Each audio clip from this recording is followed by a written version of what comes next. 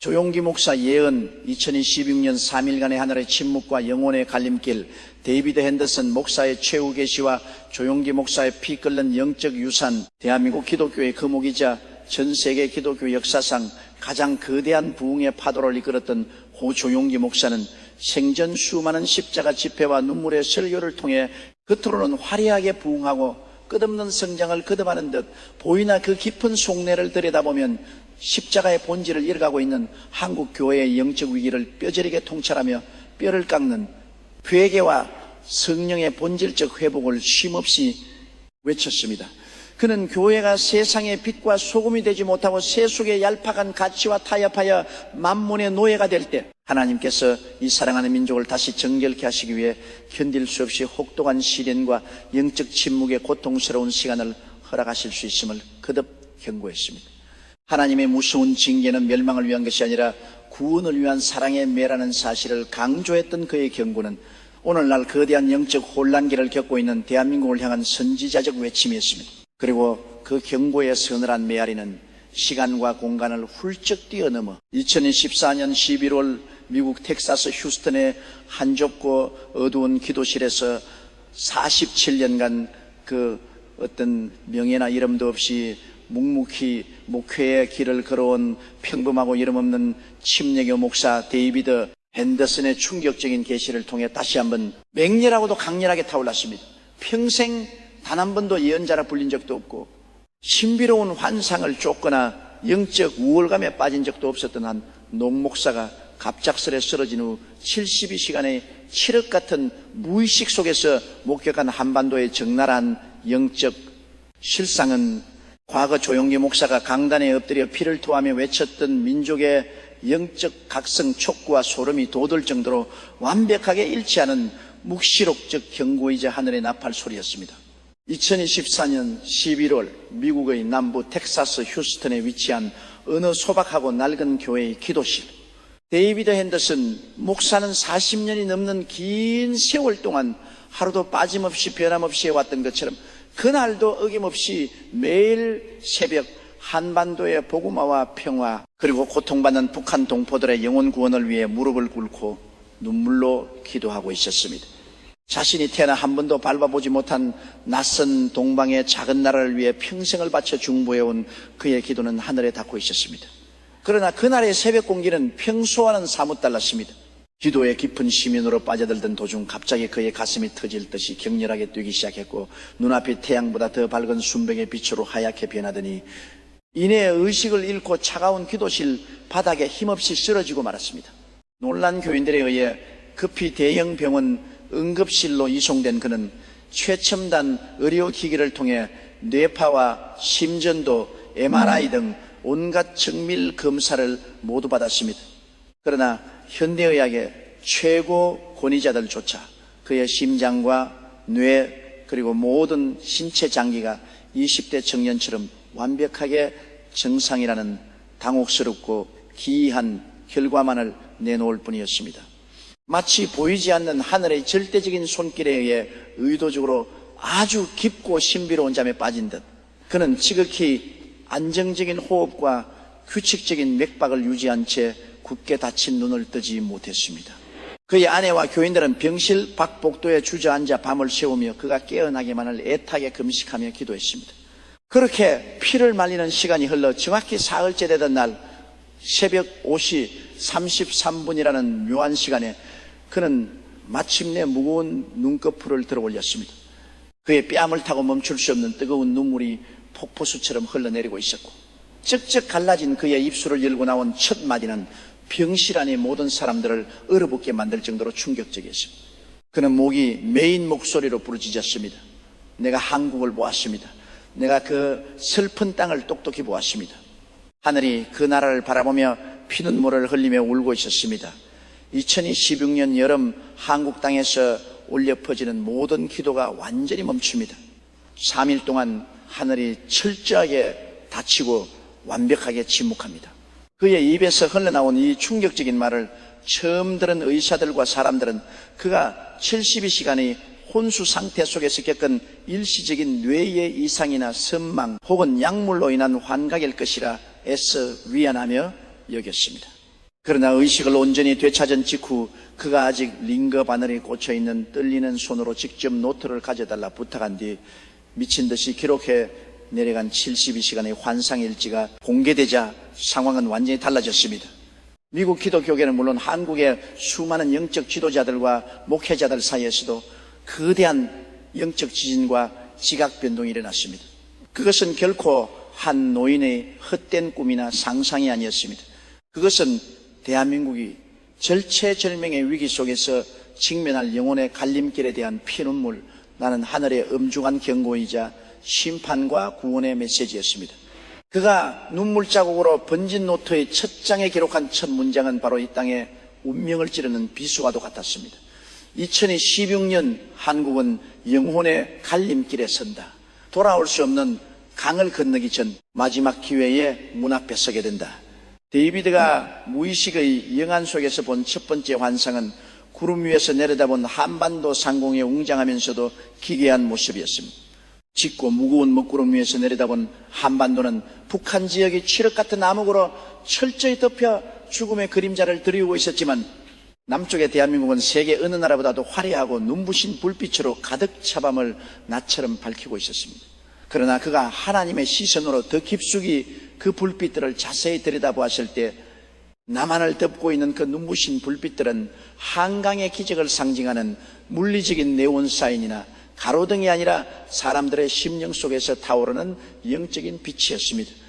충격적이고 공포스러운 것은 세상을 밝혀야 할 그 찬란한 영적인 불빛들이 마치 거대한 정전사태를 맞이한 도미노처럼 하나둘씩 그것도 아주 빠르게 꺼져가고 있었다는 사실입니다.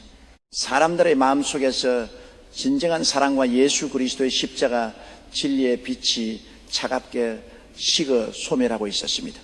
더 끔찍하고 가슴 아픈 것은 한반도의 허리를 70년 넘게 무참히 잘라놓은 군사적 휴전선이 아니라 남한의 심장부인 서울 시내 한복판을 관통하여 충청과 호남, 영남을 거쳐 부산과 제주까지 이어지는 마치 거대한 독사처럼 징그럽게 꿈틀거리는 보이지 않는 영적 분단선이 이 땅을 갈기갈기 찢어놓고 있었다는 것입니다. 이 끔찍한 선의 한쪽은 아직 신앙의 양심을 지키려는 희미한 빛이 눈물겹게 남아있었으나 반대쪽은 완전한 흑암과 사탄의 어둠이 철저하게 지배하고 있었습니다. 데이비드는 이 보이지 않는 영적 분단선이 지나간 자리마다 사람들의 마음이 얼마나 무참히 파괴되고 짐승처럼 젖먹어가는지를 생생하게 목도했습니다. 사람들은 겉으로는 세련된 옷을 입고 미소를 지으며 악수하고 화려한 종교적 거칠애를 완벽하게 유지하고 있었지만 그 속은 철저하게 썩어 문드러져 완전히 텅 비어버린 껍데기뿐인 신앙과 위선적인 인간관계를 맺고 있었습니다. 수천 수만 명이 모여 거대한 기도의 형태를 띠고 웅장한 찬양과 종교적 의식은 끊임없이 존재하지만 단 한마디도 하늘에 닿지 못하고 천장에 부딪혀 떨어지는 공허한 메아리에 불과했습니다. 2015년부터 본격적으로 이 거룩한 땅을 침노하기 시작한 흑암의 어둠의 세력은 눈에 보이는 총과 칼, 미사일이 아닌 거짓 뉴스, 진영 논리, 끝없는 분열, 남녀노소를 가리지 않는 혐오와 절망이라는 가장 치명적인 영적 무기로 대한민국을 맹렬하고 교활하게 공격하고 있었습니다. 수천억 원을 들여 지은 거대하고 웅장한 대형 교회 건물들은 여전히 그 자리에 오만하게 우뚝 서 있었지만 그 성전 안에서 활활 타오르던 성령의 뜨거운 불꽃은 이제 바람 앞에 꺼져가는 촛불처럼 위태롭고 초라해져 있었습니다.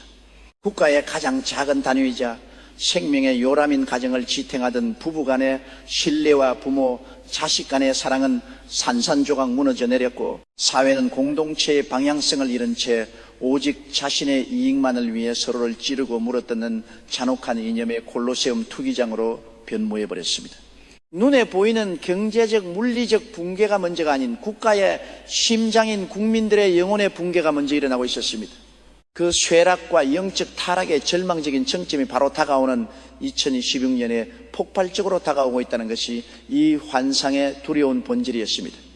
이어지는 두 번째 환상 속에서 데이비드는 이 지옥 같은 혼란의 소용돌이 한가운데 무겁게 등장하는 50대 중반의 신혼 미상의 남자를 생생하게 목격합니다.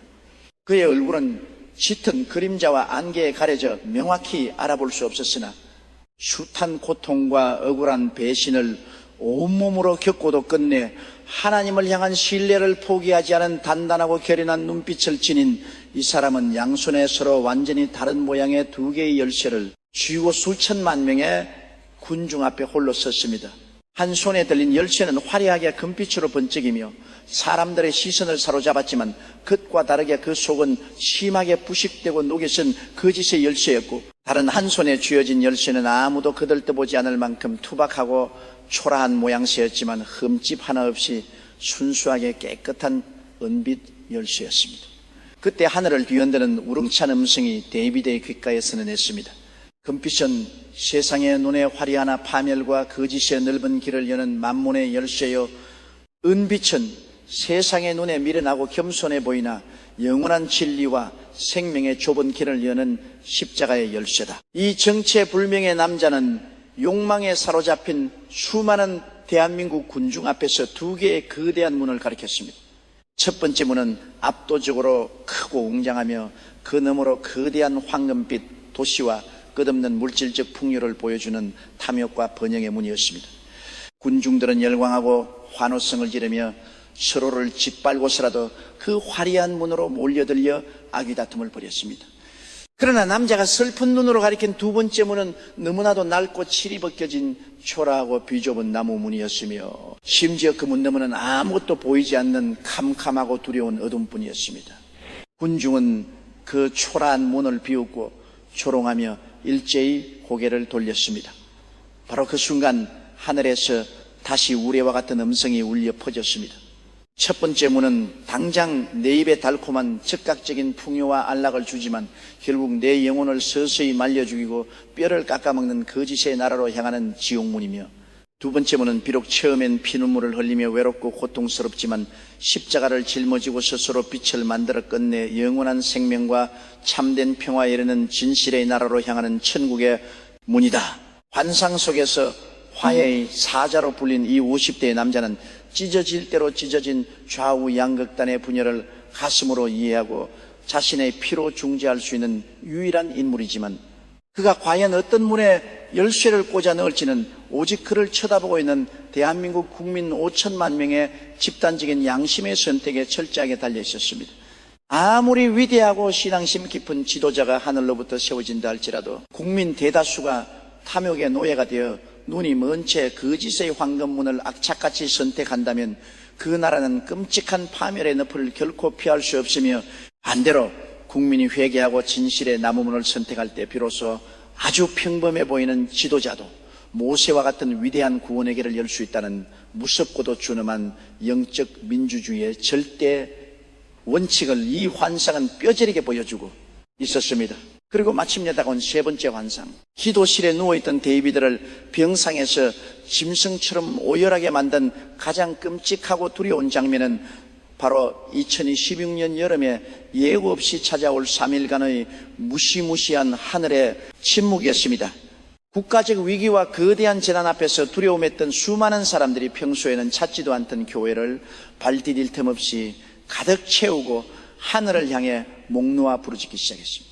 눈물 콧물을 흘리며 금식하고 살려달라고 애원하며 바닥을 뒹굴었습니다. 그러나 수천 명의 성가대가 부르는 웅장한 찬양과 수십만 명을 울리던 유명 목사들의 뜨거운 설교, 그리고 살려달라는 처절한 통성 기도 소리는 마치 우주 공간의 거대한 진공 상태에 갇힌 것처럼 교회 지붕을 넘지 못하고 공중에서 흔적도 없이 흩어지고 증발해 버렸습니다. 하늘의 맑은 창은 두꺼운 노쇠와 청동문으로 굳게 닫혀 용접된 듯 했고, 단 한 방울의 은혜의 단비도, 단 한마디의 위로의 음성도 지상으로 내려오지 않았습니다. 구약 성경 신명기에 기록된 하늘이 노시 되고 땅이 철이 될 것이라는 끔찍한 저주가 한반도에 그대로 임한 것입니다. 그때 천둥 같은 음성이 데이비드의 뇌리를 강하게 내리쳤습니다. 이 3일의 끔찍한 침묵은 대한민국을 완전히 멸망시키기 위한 잔인한 심판이 아니라 악취가 진동하는 부패한 영적 시스템을 뿌리째 뜯어고치기 위한 하늘의 위대한 재부팅이다. 이 땅의 사람들이 너무나도 오랜 세월 동안 입술로만 주여 주여 하며 나를 찾았을 뿐 그들의 탐욕스러운 마음은 늘 세상의 만몬과 권력을 향해 창녀처럼 음란하게 열려 있었다. 그래서 나는 이제부터 3일 동안 이 땅에 쏟아지던 모든 응답의 스위치를 완벽하게 꺼버릴 것이다. 하늘의 침묵이 시작된 첫째 날, 평생 응답받는 재미에 취해 있던 사람들은 기도의 메아리가 사라지자 극도로 당황하며 미친 듯이 더 큰 소리로 꽹과리를 치며 울부짖었습니다. 둘째 날, 여전히 하늘이 무덤처럼 침묵하자 사람들의 당황은 걷잡을 수 없는 맹렬한 분노와 폭력적인 배교로 변질되었습니다. 그들은 신을 저주하며 성경책을 집어던지고 기도를 포기하는 자들이 속출했고, 그 지독한 영적 공백의 공포를 채우기 위해 과거로 돌아가 무속인과 점술가, 신흥이단과 거짓된 정치적 우상들에게 짐승처럼 몰려가는 참상이 전국 방방곡곡에서 벌어졌습니다. 그러나 절망의 셋째 날, 모두가 신을 떠난 텅 빈 공간과 차가운 바닥에 남아 홀로 조용히 무릎을 꿇은 극소수의 남은 자들이 있었습니다.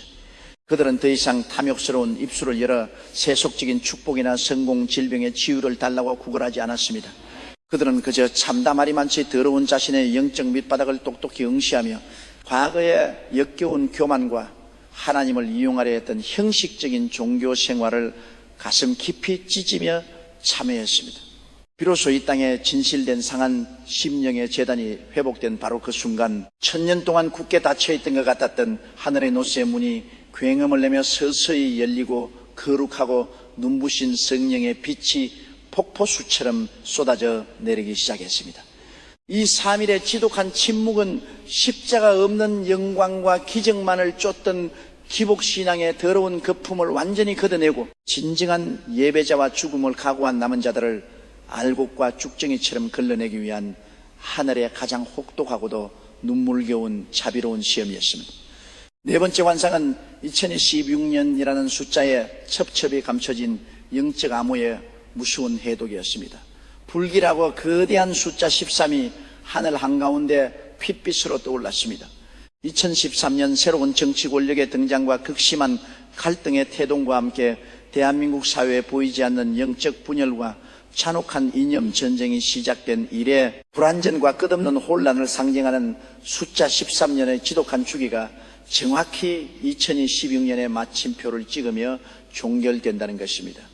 또한 2016을 한 자리씩 분해한 숫자의 합이 플러스 0 플러스 6인 10은 성경에서 10가지 재앙과 10계명처럼 고난을 통한 시험과 궁극적인 완성을 의미하며 2016이 분열을 상징하는 숫자, 이와 통합을 상징하는 소수 백삼의 곱으로 나뉘듯 이해는 대한민국이 남북과 남남으로 영원히 갈라져 처참하게 멸망할 것인가, 아니면 그리스도의 십자가 보혈 안에서 기적적으로 온전히 통합될 것인가를 가르는 마지막 생존의 시험대입니다. 그 중에서도 2016년의 한여름, 태양이 가장 뜨겁게 자결하는 7월과 8월의 어느 날 대한민국 5천만 국민은 화려하지만 지옥으로 향하는 거짓의 넓은 길, 외롭지만 생명으로 향하는 진실의 좁은 길, 혹은 아무것도 선택하지 않고 비겁하게 도망치는 무책임한 방관과 포기의 길 중 하나를 돌이킬 수 없이 온몸으로 선택하게 될 것입니다. 하늘은 숫자를 통해 이렇게 애타게 속삭였습니다. 의인 10명만 있어도 유황불이 떨어지던 소돔과 고모라를 멸하지 않겠다고 약속하셨던 것처럼 5천만 명이라는 숫자가 모두 완벽할 필요는 없다. 그중 극소수라도 진실을 위해 목숨을 거는 자들이 무릎을 꿇고 눈물을 흘린다면 이 나라는 죄 속에서 다시 부활할 것이다. 마지막 5번째 환상 속에서 사람들의 마음을 찌르는 영적 분단선은 더욱 뚜렷하고 잔인하게 그 실체를 드러냈습니다. 북한 공산당과 대치하는 휴전선의 차가운 철조망보다 훨씬 더 견고하고 무섭게 남한 사회의 심장부를 찢어놓은 이 양심의 경계선 앞에서 사람들은 일상의 모든 순간 속에서 끊임없이 분리되고 적대하고 있었습니다. 평생을 약속하고 한 식탁에 마주 앉은 늙은 부부 사이에도 정치와 이념이라는 잣대로 빛과 어둠의 선이 그어져 대화가 완벽히 단절되었고, 주일마다 한 예배당 안에서 거룩한 찬양을 부르고 같은 떡을 떼는 성도들 사이에도 세상의 가치관으로 인해 가짜 신앙과 진짜 신앙을 가르는 잔혹한 칼날 같은 선이 그어져 있었습니다. 이 끔찍한 마음의 분단선, 영혼을 파괴하는 이 철조망을 지울 수 있는 방법은 수조 원을 쏟아붓는 정부의 정책도 핵무기도 유능한 정치인들의 타협도 아닙니다. 데이비드는 병상에서 눈물로 호소합니다. 오직 이 방송을 보고 이 글을 읽는 한 사람 한 사람이 뼈를 깎는 고통을 감내하며 내리는 진실된 삶의 십자가 선택만이 이 저주받은 선을 희미하게 녹여버릴 수 있습니다. 데이비드 앤더슨 목사는 이토록 무겁고 거대한 계시의 기록을 마지막 유언처럼 남기고 2025년 3월 그토록 사랑했던 주님의 품으로 조용히 돌아갔습니다. 그는 자신이 직접 그 두렵고 떨리는 2016년의 핏빛 여름을 두 눈으로 목도하지는 못했지만 그의 예언적 외침은 조용기 목사가 한국 교회에 남긴 위대한 영적 유산 및 경고와 완벽하게 화음하여 대한민국 전체를 향해 피 끓는 경고장을 던지고 있습니다. 우리는 이 묵시록적인 3일의 하늘 침묵과 두 개의 운명적인 문 앞에서 살아남아 이 민족을 구하기 위해 지금 당장 무엇을 해야 할까요? 데이비드가 목숨을 걸고 남긴 마지막 지침은 주일에만 거룩한 척하는 가증스러운 종교적 제의가 아닌 일주일 내내 피 흘리기까지 싸워야 하는 치열한 삶의 실천 7가지였습니다. 첫째, 세상에서 어떠한 금전적 손해나 불이익, 조롱을 감수하더라도 철저히 진실만을 말하십시오. 거짓의 황금문으로 이끄는 달콤한 타협과 위선의 옷을 과감히 찢어버려야 합니다. 둘째, 나에게 씻을 수 없는 상처를 주고 내 등 뒤에 칼을 꽂은 반대편의 이웃과 원수를 골고다 언덕의 십자가의 마음으로 억지로라도 용서하십시오. 용서하지 못하고 증오를 품는 마음은 스스로의 영혼을 옥죄고 지옥으로 끌고 가는 사탄의 가장 강력한 쇠사슬입니다. 셋째, 자신이 뼛속까지 불완전하고 추악한 죄인임을 인정하고 하나님과 사람 앞에서 납작 엎드리는 철저한 겸손의 자리에 내려가십시오. 교만은 패망의 선봉입니다. 넷째, 당신의 귓가에 들리는 수많은 소리들이 사랑과 화합, 생명의 희망을 낳는 성령의 소리인지 아니면 미움과 분열, 혐오와 절망을 조장하는 마귀의 소리인지를 정확히 분간하는 영적 분별력의 시퍼런 나를 세우십시오. 다섯째, 습관적으로 주여 주여 하며 나의 탐욕스러운 응답만을 뻔뻔하게 요구하는 입술의 종교 행위를 당장 멈추고 마음을 찢고 애통하며 하나님의 긍휼과 뜻을 구하는 진짜 기도의 깊은 골방으로 숨어 들어가십시오. 여섯째, 이념과 자존심으로 철저히 단절된 관계의 장벽을 먼저 다가가 허물고 원수된 자와 식탁을 나누며 눈물을 닦아주는 연결의 다리가 되십시오. 일곱째, 폭풍우처럼 다가올 2016년 여름의 3일간의 침묵과 국가적 대혼란 앞에서도 결코 바람에 흔들리지 않을 단단한 영적 근육과 믿음의 방패를 바로 지금 이 순간부터 처절하게 준비하십시오. 이 거대하고 소름 끼치는 계시는 결코 대한민국을 공포에 빠뜨리고 절망시키기 위한 마귀의 저주가 아닙니다. 그것은 낭떠러지 파멸의 늪을 향해 미친 듯이 달려가는 자식의 바지가랑이를 덥석 붙잡고 피눈물을 철철 흘리며 제발 돌이키기를 애타게 호소하는 우리를 향한 하늘 아버지의 맹렬하고도 끈질긴 사랑입니다. 2012년 여름 3일간의 무섭고 숨막히는 하늘의 침묵이 정말로 한반도 전역에 무겁게 들이운다면 당신은 과연 어떻게 하시겠습니까? 자신이 원하던 복을 주지 않는다고 얄팍한 기복, 신앙의 껍데기를 집어던지고 신을 저주하며 세상으로 떠나가시겠습니까? 아니면 모두가 떠나버린 어둡고 텅 빈 예배당 바닥에 홀로 엎드려 진실의 촛불을 켜고 가슴을 찢는 회개의 눈물을 흘리시겠습니까? 빛과 어둠, 진실과 거짓, 십자가의 통합과 사탄의 분열이라는 두 갈래 영혼의 운명적인 갈림길 앞에서 멸망할 뻔한 대한민국의 명운을 기적처럼 돌려놓을 결정적인 열쇠는 힘있는 권력자나 위대한 영웅, 대형교회 목사의 손이 아니라 바로 지금 이 글을 숨죽여 읽고 있는 당신의 작고 떨리는 손에 쥐어져 있습니다. 우리가 지금 당장 무릎을 꿇고 눈물로 돌이키지 않으면 우리 자녀들이 살아갈 내일의 대한민국은 지도상에서 영원히 지워질지도 모르고 2026년 하늘이 거대한 심판대와 두 개의 문 앞에서 우리는 과연 어떤 길을 선택할 것인가? 천군 천사와 역사는 지금 숨죽인 채 대한민국의 명운을 가를 당신의 마지막 위대한 선택을 지켜보고 있습니다.